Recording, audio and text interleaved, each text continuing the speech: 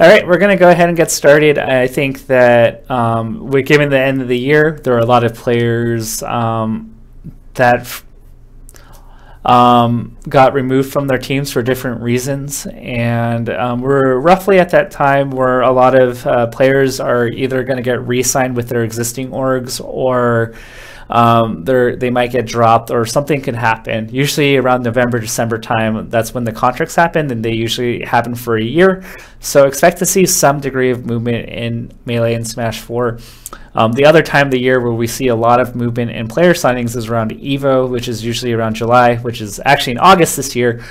But in July, usually people like to sign players pre-EVO, while the investment's cheap, just in case they do really well, or they can put their names and their brands across the board.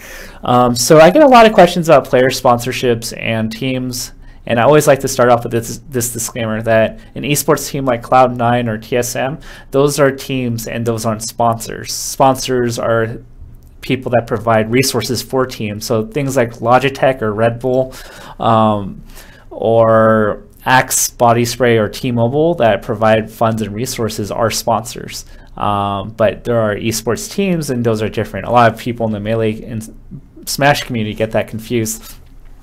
So first off, I want to point out a few things. So first off,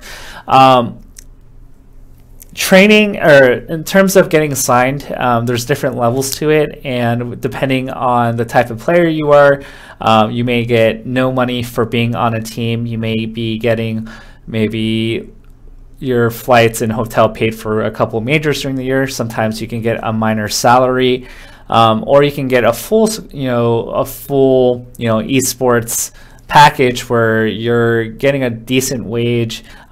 Your events are paid for. They help you with your social media. So just because we have two players that are sponsored, the degree of the sponsorship and the benefits that two players may get could be very different. And I want to make myself very clear in that. So there could be a player. So when we talk about players being overvalued or undervalued or in need of sponsors, a player, you can't really tell publicly whether or not a player is overvalued or undervalued, because most players don't know contracts. One player could be getting paid next to nothing on a team, and they might actually be getting screwed over more than a player that's a free agent, because a free agent has the flexibility to sign on to a team with more money, and a player that's on an existing team may be making nothing, and because they're on a team, it may be difficult for them to put themselves out there to say, hey, I'm available to be signed. So I want to throw that out there.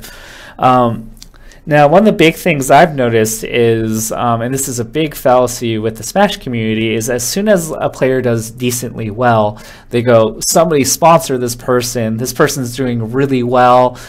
He got 17th or 13th. Now, we have to take a step back here, because with esports teams and the larger esports non-hardcore Smash market, no one cares about a player that got 13th or 17th. And the big thing here is that skill is not the most important factor of esports. It's not the system in which a team chooses a player. Winning and having good results certainly does help, but ultimately it doesn't matter how you place as much as it is how big is your brand as a player. And if you win events and you get yourself on ESPN and you do interviews, these help grow your brand and your reach as a player. But ultimately, whether or not you win, if you have a really poor brand to your name, it honestly does not matter too much. It's ultimately, what can you do with your wins? What can you do with your notoriety? What can you do with your reputation to leverage it to get more impressions on social media, to get more followers, to up your Twitch brand, to up your sub count, to up your followers on Twitch? Everything needs to go towards this package of who you are as a player, as a brand, to make yourself attractive to sponsors, or to make yourself attractive to teams. Because ultimately, what the team is wondering is, how can I use this player as a billboard to leverage peripheral companies and sponsors to give us more money? Because what they will do with most esports teams is say, here are all the teams that we have players of. We have players in Smash, League of Legends, Overwatch, if we sum up all their reach on the streams they enter, the tournaments they enter, how frequently they're on, their collective followers on Twitter, and we bring up all these numbers put together and put into a giant package, this is the amount of reach and advertisement you will get from us, from our players. So ultimately, that is the most important thing. And this is also why I say that a player like Anti or even ESAM, I think they are one of the most valuable players in Smash 4, even if they're not placing top 5 at every event. I feel they're more valuable than DeBuzz or Salem, mainly because their social media game is impressive. So even if Anti somehow gets 17th or 25th or 33rd at multiple events, I'm not too concerned for him, because with the Mortals, they look at his Twitter, they look at his social media and his total reach, and like, yes, we got a gold mine. Sure, it'd be nice if he finished, top 2 or 1 events or won an Evo. That would help his brand. But if he doesn't really perform up to par like a top 10 level player, it frankly doesn't matter that much. So ultimately, I want to just address that point. And whenever somebody says why Zane is not sponsored, or why DrugFox is not sponsored, or why they're not on like a really top tier team, oftentimes it's because no one's even heard of DrugFox or Zane outside of the community because of how low of a reach they have. DrugFox doesn't really do social media that much, and Zane doesn't. So usually people sponsor. I keep in mind, I'm not just speaking out of my butt here. I've talked to a lot of teams, and I've pitched a bunch of players, and they usually go like, "What's their social reach? And can you give me a Can you give me their pitch or their sponsorship deck to see if they're worth sponsoring?" And usually their numbers are so low that they're not interested. And I've tried to work a lot of people and said, like, I've worked with a lot of teams, and I've said, hey, like, you should check this guy out, or you should try this player. And I've tried to arrange a lot of these things, but most teams sadly aren't interested. Which brings me to my next point. And this is where it's kind of sad to say, but I'm saying this as the state of player sponsorships, is that most teams in 2015, 2014, and even 2016 were dabbling into Smash and picking up a player or two because they saw the growth trajectory of Smash. And they were hoping that these players could either A, improve to a level where they're consistently hitting top 8s, or B, that Smash continues to grow with different things like possibly a circuit or other things. And as the game continues to grow, we take on these cheap investment of players that are top 10 to top 30. We see what we can do with them, but if we don't see growth in Smash, then we're just going to withdraw ourselves. And so that's why we're seeing a large number of teams, not a large number of teams, but some teams dropping their players because these were relatively low risk investments for them. But they realize, hey, like, I'm paying out about $1,000, let's say $800 to $1,500 a month for their salary. I'm doing all this stuff for them, but we're not making money off these players. And you have to keep in mind that being on a team is a privilege. It's not something that you can just walk into. Like, the team ultimately has to make money as a functional business, and if they can't make money off your brand, then they have every right to drop their players. And I'm not, trying to throw shade at anybody, but I want to point out that it's really hard to profit off of Smash. Logitech can't really do direct advertisement for them because Smash is on a GameCube controller. So there's less direct activations that a team's sponsors can use on a Smash player, and that's just the unfortunate reality that we have here. So a player's social brand has to be so big to become profitable, and this is why players like Zero, Nairo, Mango, Leffen, Hungrybox, they're really good pickups for these teams because their social reach is really good, and they perform well on top of that. But even if Mango didn't play Smash, his collective brand and the way he influences and the impressions he gets is really high, and so that's why most teams now are a little bit more reserved about picking up players. They're really looking to see, okay, we've done our little experiments picking up a top 10 to 25 player. Didn't really see much with them. okay, maybe the top 5 to top 8 players are profitable, and maybe that's all I'm going to be looking for in the future. It's not to say it's completely hopeless here for like the 10 through 25s, and I am aware that Hugo, or Hugs rather, is, has had some offers here, and he's looking just for a good one. But the reason why Hugs, it works out for Hugs, is because he's very intentional about promoting his brand and building himself as a brand.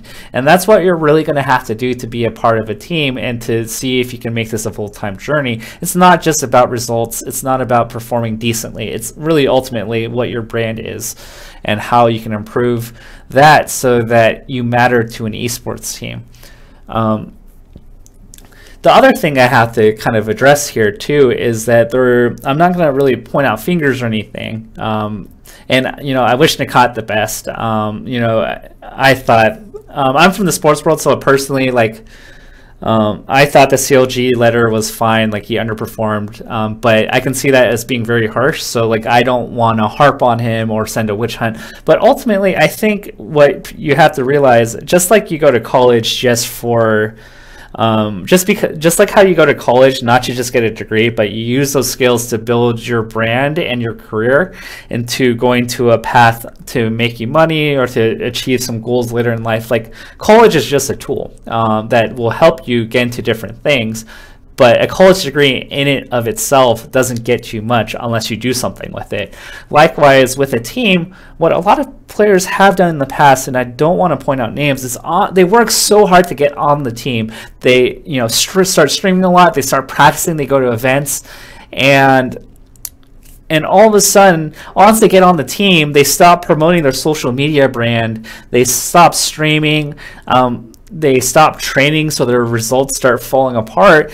And I guess the real world equivalent of it is that being on an esports team is like having a job. I can't go and advertise myself and put this nice resume, and once I get the job and I get hired, I don't stop working. I have to keep working to retain my value with the org. And not only that, but you also want to be thinking as a player on a team, how do I grow myself in a way that makes myself even more valuable? How do I put myself up the next year that I get paid more or get paid on another team or get on a better team? And that's what players should be thinking, is once they get onto a team, what can they do to justify their value and also improve their value? And the beautiful thing about a lot of these teams, especially the tier 1 teams, is that you can leverage their resources, which a lot of players don't do. They have videographers.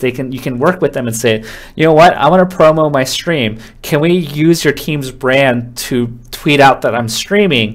What can we do to create content together so that not only do I help your team out, you as a team out, but you can also help me grow, that even if I'm not on this team or even if I'm not performing well, I still have enough of a brand that I'm considered an influencer to the point where I can sell things off as a part of my brand. And I think a lot of people don't realize that a team has a lot more resources to work with, not just to get flights, not to just get hotels, or not to just get you into tournaments, but also to leverage things like social media and content creation to help you grow. And they come from a world of business where oftentimes they can give you advice. They can tell you, like, hey, maybe you should do this little series here. Maybe you should try this. We'll help you out. We'll give you the resources. We'll give you the graphics guy. We'll give you a guy that can help you edit. We'll give you the video equipment to help you edit. We'll help give you streaming equipment to do all these things so that you can do all these things. And I think this is like a really important thing. So just in case you get 25th or 33rd, or you just feel burnt out playing Smash, your job, at least your ability to find another team in the future, or at least keep your position on the team, isn't as much in danger as it would be if you didn't consider your content management and building your brand. So it's unfortunate for a lot of players. I think, Blur and I and a lot of people behind the scenes, Bear, Faceaid, we've talked to a lot of teams in the past, and we pitched a lot of players to different orgs. A lot of you guys tweet at us saying this guy should be sponsored, and trust me, we know. We want to get people to have comfortable wages. We want people to be able to play Smash and not worry about money, and play full time. I think we all benefit from that, but this is kind of the landscape we have right now. So I hope that you guys learn a thing or two about player sponsorships, esports teams, and all that fun jazz. If you guys have any questions, you guys can leave a YouTube comment later.